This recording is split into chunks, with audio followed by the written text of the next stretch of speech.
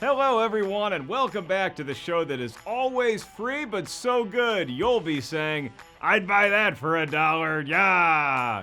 Unfortunately, today's matchup is not that classic sitcom taking on Cheers. But if you want to go where everybody knows your name, you can stop into a friendly Boston bar, or you can just be one of these super successful cinematic cyborgs battling it out for technological supremacy, RoboCop versus Terminator. And while the two themselves will not be performing any hand-to-hand combat like they did in those cool Dark Horse comics or the badass Super Nintendo game, best birthday present ever. Thank you, Mom. This ballgame will be betwixt the two original movies that launched their respective franchises. In one corner, you have James Cameron's The Terminator, starring Linda Hamilton, Michael Biehn, and some weightlifter playing a terrorizing titan from the future.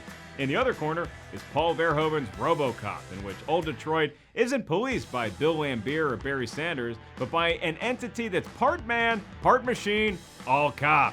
It's a tussle chock full of cybernetic muscle, and by the end, it'll probably look like when you go behind your old fatback TV and look at all those mess of wires, random IKEA screws, and electrical tape. Here's how we'll determine a winner. Round 1, box office.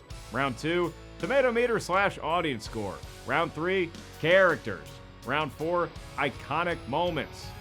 And then we'll do a wild card round in which we could see which robot thing has the cooler vision panel. Terminator has heat signatures, but RoboCop can press record and tape your favorite shows. Or I might just consider where the franchises have gone since their epic rookie debuts, but for now, I know where I'm going. Dead or alive, you are coming with me. Yeah, you gonna have me back in time for dinner? I'll be back. Okay, couldn't even make it to round 1 without putting that joke in the script. Let's get it on. Round 1, box office. Like many of you, at first blush, I thought, there's no way RoboCop can compete with the time-traveling versatility of a T-800, and I'm hungry.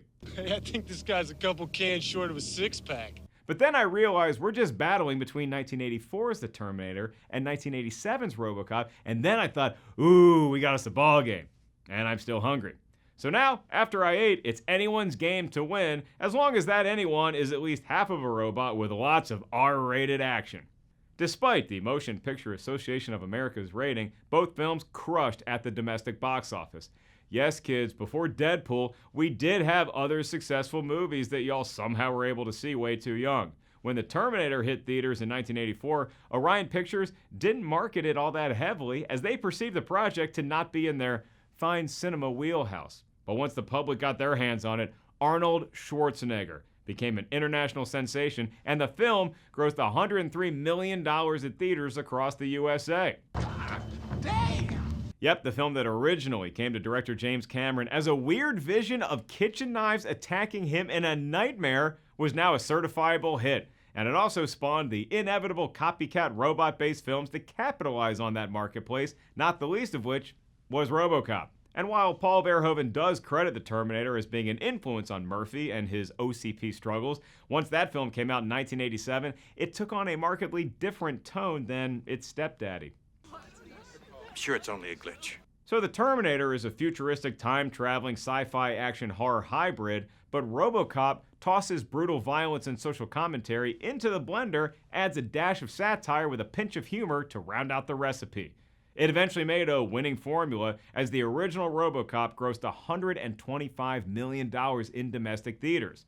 Perhaps the most shocking part of both films' success is how quickly they were able to permanently cement themselves into pop culture lore. R-rating be damned, these two movies almost immediately started moving merchandise, including toys, aimed at the use of the 80s. While I will point out that overall the Terminator sequels improved on its mint-making ability, well, for a while anyway, and RoboCop's follow-up films and remake had diminishing box office returns, round 1 is a competition between the two originals, and thus it is Alex Murphy and his TJ Laser gun twirl winning round number 1 and getting on the board first, 1-0.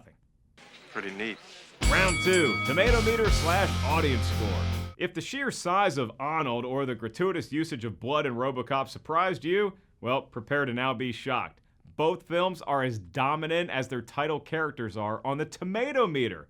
It's true that a Terminator or a RoboCop may never be nominated for Best Picture, although I'd rather rewatch them than Amadeus or The Last Emperor. critics still fawned over the dystopian settings and captivating lead characters just like the rest of us. RoboCop stands tall at 90% certified fresh in the tomato meter, if only it could loan some of that to RoboCop 3, which is just south of that at 6% rotten.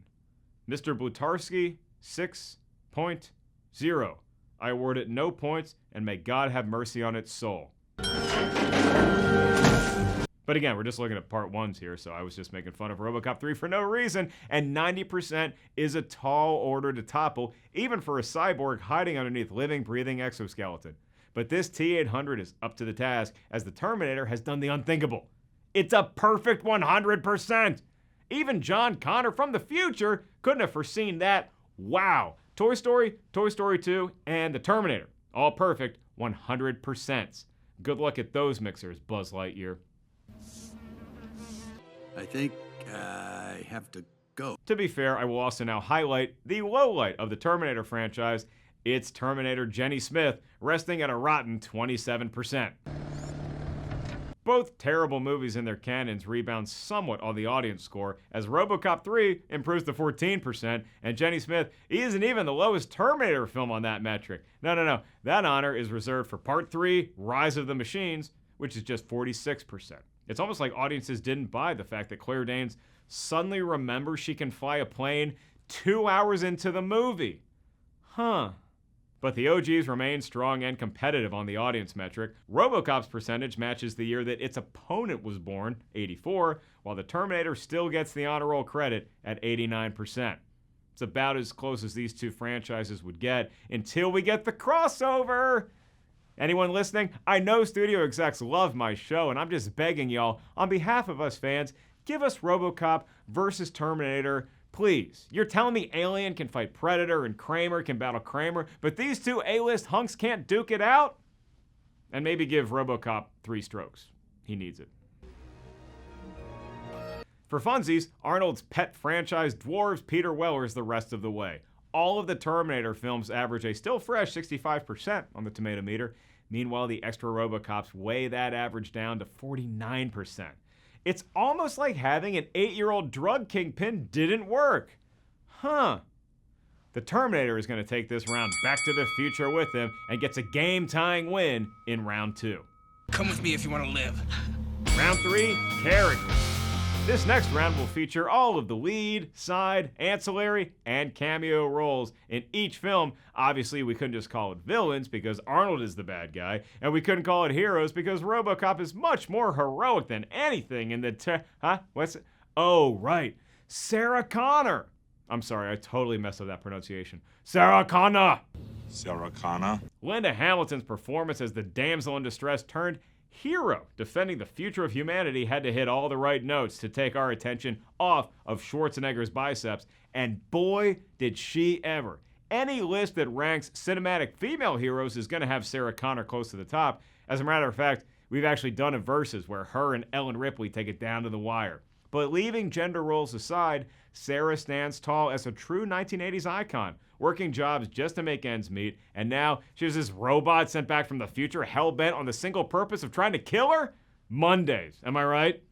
Right. Luckily, Sarah also has Michael Biehn's turn as Kyle Reese, who's also from the future, and is sent back in time with more than one purpose. Protect Sarah from the bad guys, sure, but also if, you're not doing anything later. I mean, I'm single. Swipe right? Much more than just a crucial plot point for the eventuality named John Connor, Kyle Reese represents all of us who've ever had to maintain the semblance of control in a situation, but inside, we're freaking the F out. And if you're not sure who Michael Biehn is, go watch any 80s or 90s action movie ever. Trust me, he's there. Dude makes a great Navy SEAL. As complicated as Kyle's trip back to the 1980s must have been, a similar complexity has emerged in Alex Murphy's life. You see, Peter Weller's character wasn't always some machine police officer hybrid. He was just a new cop, walking a beat with his buddy Lewis, played by the wonderful Nancy Allen. Then, wouldn't you know it, a gaggle of ne'er-do-wells funded by OCP and led by Kurtwood Smith's Clarence Boddicker proceed to torture and shoot Alex approximately 5,000 times. They take a break and then light him up 30,000 more times just to be safe. It's only then that old Bob Morton finally has a candidate to be part of his new experimental RoboCop program. And while RoboCop still has some work to do to get his sea legs, his debut goes a little better than his cyber nemesis, Ed 209. That was a weird afternoon at that office. But this round is about some of those characters not mentioned in the title, and Nancy Allens Lewis provides a stable center to the ultra-violent satirical chaos surrounding her. Ronnie Cox's Dick Jones is largely responsible for that chaos, and him being in cahoots with Boddicker is an underrated aspect of this movie. They're really fun villains to watch. Clarence with the one-liners, Jones with the slick, menacing plans for the city. It's a formidable duo for the Murph to take on. Take a look at my face, Dick.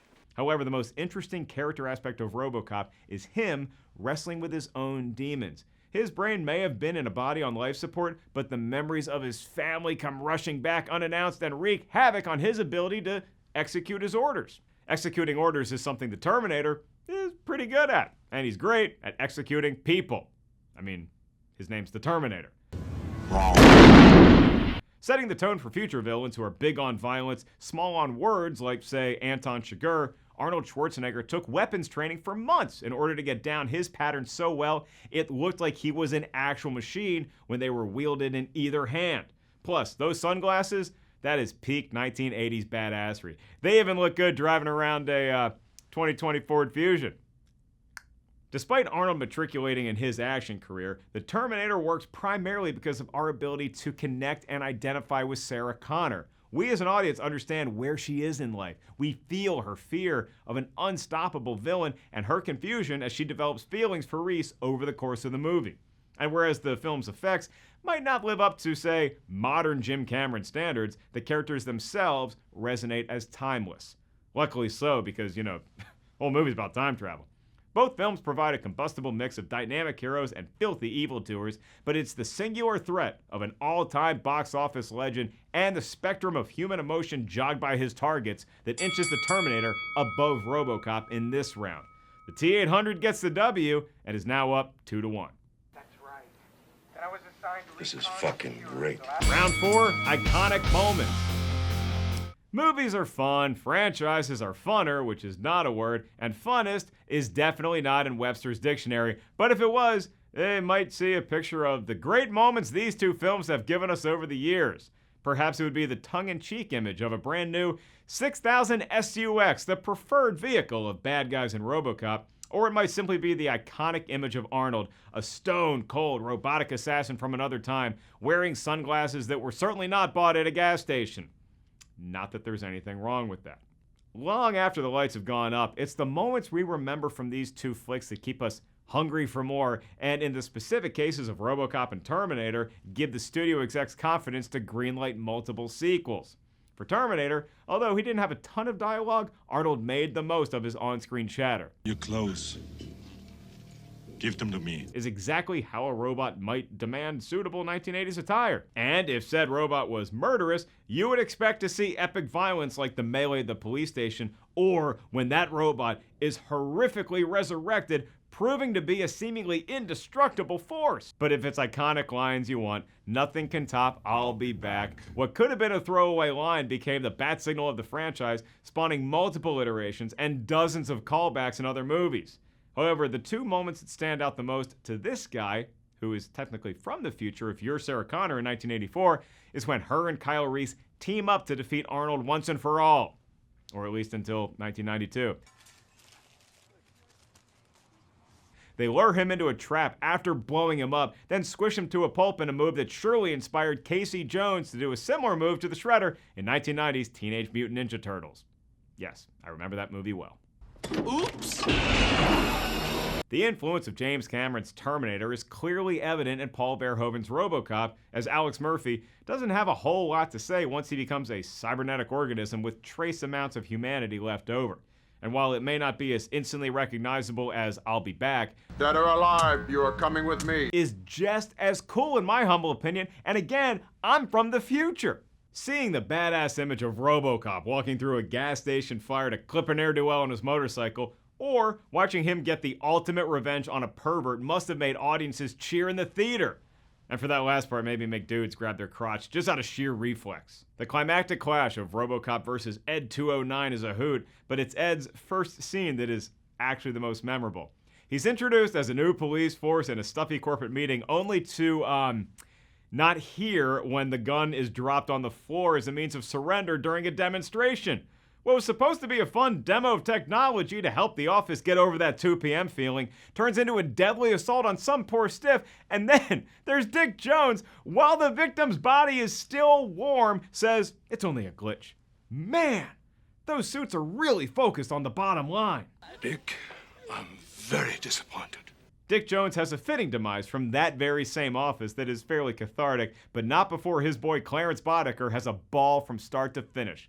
Whether he's breaking up a classic 80s Coke party or asking one of his minions, "Can you fly, Bobby?" Dude relishes every moment he has, and it makes it so much fun for the audience. While both films have more than their share of moments we remember, it's the dark humor of RoboCop that separates it from the pack. Come quietly or there will be trouble. Fuck you! Terminator holds up incredibly well as a horror sci-fi action hybrid, and much of that staying power is due to the lead performances and James Cameron honing his craft. The nightclub scene where Sarah realizes just how fearsome her foe is remains an intensely thrilling sequence. However, I have to give the edge to RoboCop here, simply because the movie vacillates so smoothly between a great action flick, a frightening harbinger of the world we're about to live in, and a genius satire mocking our own modern lifestyles. And every facet comes with its own set of iconic moments.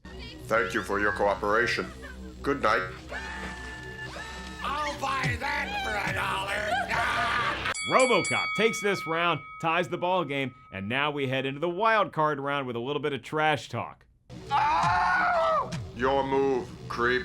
And now it's time for the wild card round, sequelitis. If it is indeed the Terminator's move, RoboCop ain't gonna like what's coming. While some might question the fairness or legality of having film sequels weigh in on a battle between two original works of art, let's be honest. One championship is great, but only by consistently winning over the course of a career can champions be considered a dynasty. And unfortunately for Alex Murphy, his inaugural flick was the peak of his alter ego RoboCop success. But despite RoboCop 2's multiple plot misfires, the film still raked in $99 million when it was released in 1990. Not bad for a child nuke dealer. RoboCop 3 would effectively end the original franchise's hopes of continuing beyond the 1990s, as its 1993 release only netted $24 million. Even more disappointing might have been the middling $66 million that the reboot of RoboCop made in 2014. Hey, I didn't hate it. I had some fun with that iteration, loved Michael Keaton, and I didn't lose my mind when it was rated PG-13 instead of the hard R of the originals. But keep in mind, in 1987, RoboCop had to pass through the MPAA multiple times just to get down to an R rating. It was originally rated X, which sounds so much cooler and dangerous than today's NC-17. None of the sequels or reboots or TV show attempts, yes, TV show attempts, got close to fresh on the tomato meter. In fact, the closest any of them got to that patch was 2014's RoboCop, which landed at 48% on the tomato meter and 49% on the audience score. I was one of those voting it up, but alas, my mission failed. I'm so sorry, but I thought your suit looked cool. Meanwhile, in the future, the war against the machines raged on and produced one of the best sequels ever made. Nay, one of the best movies of all time. Hands down, period, drop the mic, don't send anyone back in time to kill me. Before T2 was released, Judgment Day was a concept hinted at in the Bible, referenced in Ghostbusters, and it's a pretty cool Van Halen tune. But ever since its release in the summer of 1991, Judgment Day has become synonymous with a star and director at the peak of their fame and storytelling powers. If Terminator 2 came by your apartment, it wouldn't even have to ask. You'd willingly give it your clothes, your boots, and your motorcycle. Somehow it's less than the perfect score of its predecessor on the tomato meter, checking in at 93% and then 94% on the audience score. But hey, remember how the first Terminator grossed over $100 million and we're like, ooh, wow. Terminator 2 did $441 million here in the States, and that helped 2003's Rise of the Machines and 2009's Salvation also forge impressive numbers. One could accurately equate the most recent Terminator sequels, Jenny Smith and Dark Fate, with the later RoboCops. Are you kidding me? Although at least Dark Fate had one more badass Sarah Connor turn by Linda Hamilton, and it's always fun to see Arnold do Arnold things. But if those two movies alone make things equal, there's just no shot for RoboCop to topple the might of Terminator 2 Judgment Day. It is just such a great movie. Maybe it was the satirical angle of RoboCop that felled its chances of continued box office and audience dominance. After all, history has proven that comedy sequels are the hardest to pull off of any genre. Wayne's World 2 and The Naked Gun 2.5 are unfortunately outliers. The norm would be Dumb and Dumber 2, Son of the Mask, or, God forbid, Caddyshack 2. Talk about Judgment Day. Yikes. Humor was the special sauce that made RoboCop stand out from the pack, and the sequels just couldn't find the right blend. By the time RoboCop 3 came out, it was just a mere farce, spoofing itself as much as anything else. But us audiences never get tired of a good time travel epic. Back to the Future had 2 solid sequels, and we even welcomed Bill and Ted back with open arms to face the music in 2020. Action franchises like Die Hard, Bad Boys, and fine, Transformers continue to rake in cash, even if the critical returns aren't as lucrative. And yes, the law of diminishing returns certainly applies to Terminator films. It's the peak of T2 that deserves to still be celebrated, and it's the biggest reason why Terminator takes this round and thus wins the match. Your move, creep. Fuck you, asshole. So there you have it, one guy in a cool jacket's take on RoboCop versus Terminator. I'd rather go back and enjoy Murphy than Arnold if we're just talking the originals, but both have earned their rightful place at the forefront of experimental, progressive, risk-taking 1980s cinema. They didn't rest on their neat robot laurels when they easily could have. Instead, both Terminator and RoboCop took chances, made bold moves, and ended up giving the world 2 legendary characters. But again, that's just my take. Now it's your turn. Hit me up on social media with your winner and defend your answer with vigor. I'm at Mark Ellis Live, the team here is at Rotten Tomatoes, and taking us out is neither Arnold or Peter Weller, it's the true hero of these movies. I'll buy that